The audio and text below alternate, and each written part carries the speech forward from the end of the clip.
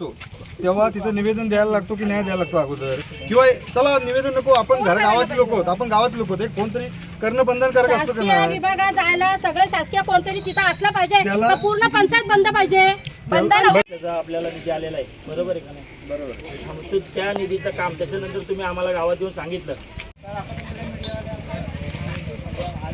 खाली बस, तू शांत बस रे, तुझं काम तू कर.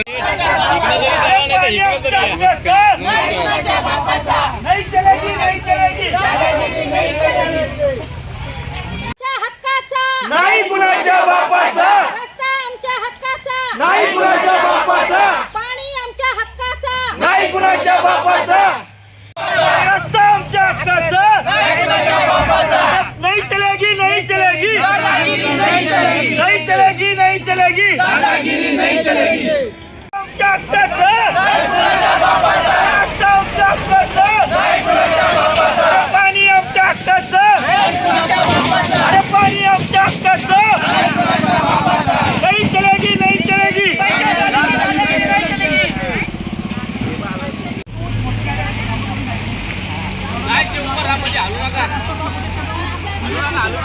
हा तर विषय ग्रुप ग्रामपंचायत नारंगी हद्दीतील वॉर्ड नंबर 2 म्हणजे पंचशील नगर, लहान आदिवासीवाडी आणि देवकुंडवाडी इथला विषय होता. तिथला लोकांचा रस्त्याचा विषय आणि जलजीवनचा पाण्याचा विषय असे त्यांचे 2 विषय होते.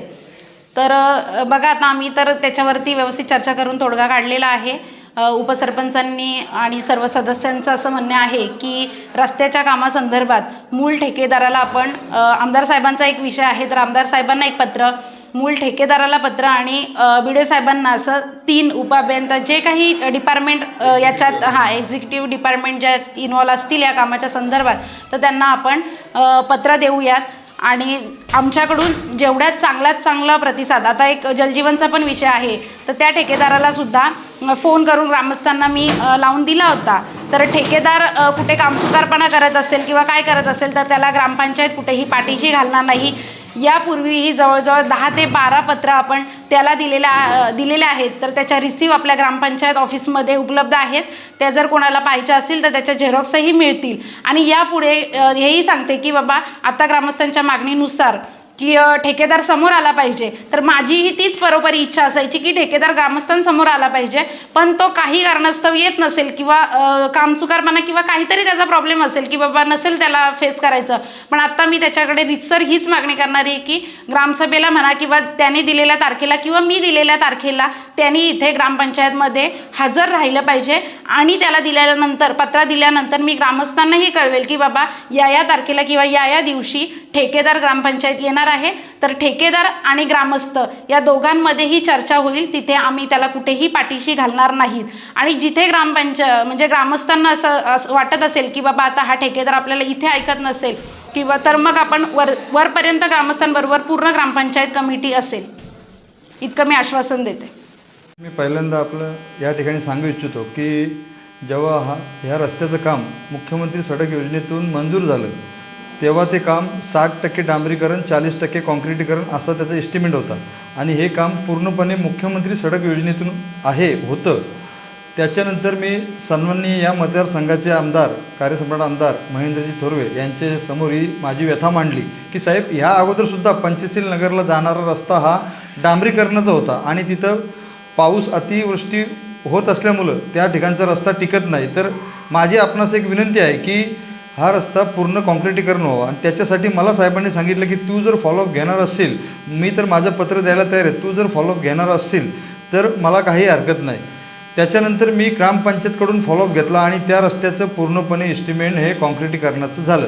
कॉन्क्रिटीकरणाचं झाल्यानंतर त्या संबंधित ठेकेदाराशी चर्चा केल्यानंतर पूर्ण चर्चा झाली की काम चालू करायचं, कधी करायचं, काय करायचं.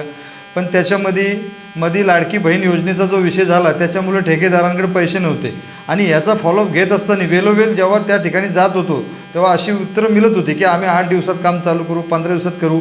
आणि ह्या पूर्ण प्रक्रियेमध्ये आम्ही लेखी त्यांच्याकडे हा पाठपुरावा केलेला आहे. आणि मी स्वतः आणि ग्रामपंचायतचे सदस्य आमचे असतील आम्ही पाठपुरावा करत होतो की त्या ठिकाणच्या ग्रामस्थांना ती जी कल आहे ती त्रास जो सहन करायला लागतो आहे कारण त्या ठिकाणी सरपंच मॅडम जे आहेत त्यासुद्धा त्याच रस्त्याने ये जा करतात, त्यांनासुद्धा तो त्रास होतो. आणि कोणत्याही ग्रामस्थाला, आज प्रेग्नेंट महिला असतील, गरोदर महिला असतील, त्या ठिकाणी एक आदिवासी वाडी आहे, एक छोटी आदिवासी वाडी आहे, त्यांना जो त्रास सहन करायला लागतो तो लवकरात लवकर दूर व्हावा याच्यासाठी आम्ही वेळोवेळ पाठपुरावा करत होतो. आज ग्रामस्थांनी हा विषय जो घेतला की त्या ठिकाणी रस्त्यावर थांबून की बाबा असा विषय आहे, त्याच्यावर आम्ही असं सांगितलं आता की आम्ही त्या संबंधित डिपार्टमेंटला आज या ठिकाणून पत्रव्यवहार करतो की काम उद्याच्या उद्या चालू करावं. त्याच्यासाठी तुम्ही चालू करत असताना ग्रामपंचायतचे सरपंच असतील, उपसरपंच असतील, सर्व सदस्य असतील, कोणाची हरकत नसेल.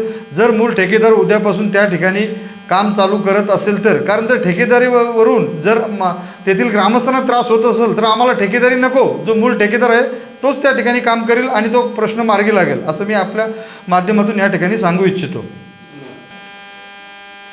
जलजीवन योजनेतून जी नारंगी ग्रामपंचायतमध्ये जी योजना मंजूर झालेली आहे, ती मंजूर झाल्यापासून 17 नोव्हेंबर 2023पासून आम्ही बसल्यापासून आम्ही त्या योजनेचं काम सुरळीत किंवा जलदरित्या चालू व्हावं याच्यासाठी तोंडी असेल, लेखी असेल, पाठपुरावा करत आहोत. संबंधित ठेकेदाराला आजपर्यंत आम्ही जवळजवळ 7 नोटीस त्याला आम्ही दिलेले आहेत आणि त्याच्या रिसिव्ह कॉपी आमच्याकडे आहेत आणि त्याची उत्तरं मागितली आहेत. आज ग्रामस्थांची जे म्हणणं होतं, या ठिकाणी जे ग्रामस्थ पंचशील नगरचे, लहानवाडीतले आणि देवकुंड वाडीतले आले होते, त्यांचं जे म्हणणं आहे की तुम्ही संबंधित ठेकेदाराला समोर बोलून घ्या.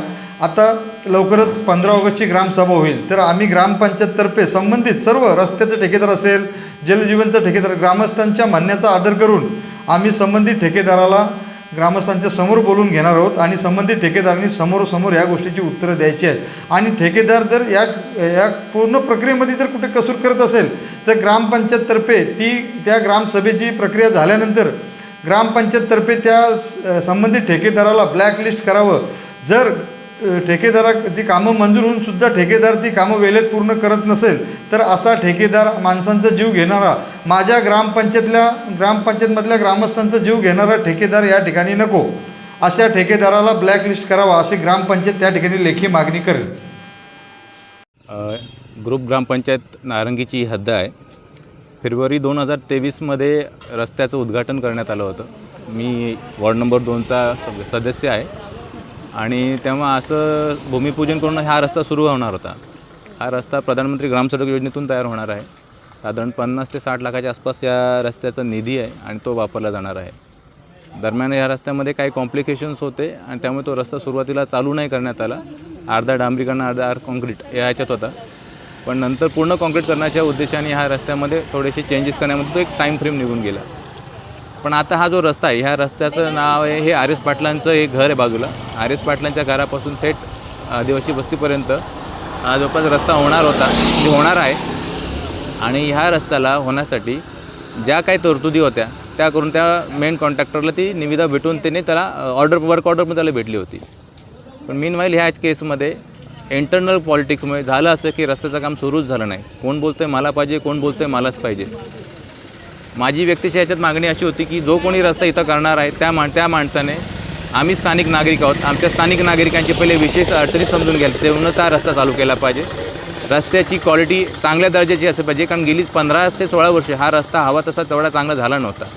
महाजानासहे माननीय आमदारांच्या मार्गदर्शनाने समजा हा रस्ता आम्हाला भेटणार असेल तर कोणाच्या तरी हस्तक्षेपामुळे किंवा राजकारणामुळे हा जर रस्ता जर अडून बसत असेल तर ह्याचा जास्तीत जास्त मोठा फटका या गावातील अनुसूचित जाती म्हणजे बौद्ध समाज आणि अनुसूचित जमाती म्हणजे आमच्या आदिवासी समाजातल्या लोकांना खूप जोरात फटका लागत आहे.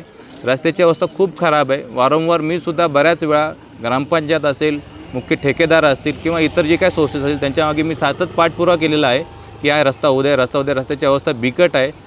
एकदा तर माझ्या बंधूने त्या रस्त्याची स्वतः जबाबदारी घेऊन तो कच्चा रस्त्यावर थोडासा माल टाकून त्यांनी केला होता. पण तरीसुद्धा हवे तेवढा फॉलोअप, हवं तेवढं नैतिकतेने या कामाच्या मागे कोणी लागलं नाही. आणि त्यामुळे आज ह्या लोकांना अशी अडचण झाली की जर आज आम्ही आमचा हक्क जर मागितला नाही असं रस्त्यावर बसून, तो म्हणतं आम्हाला हा हक्क भेटणारच नाही आहे. ही वेळ आज इथं येऊन पडलेली आहे.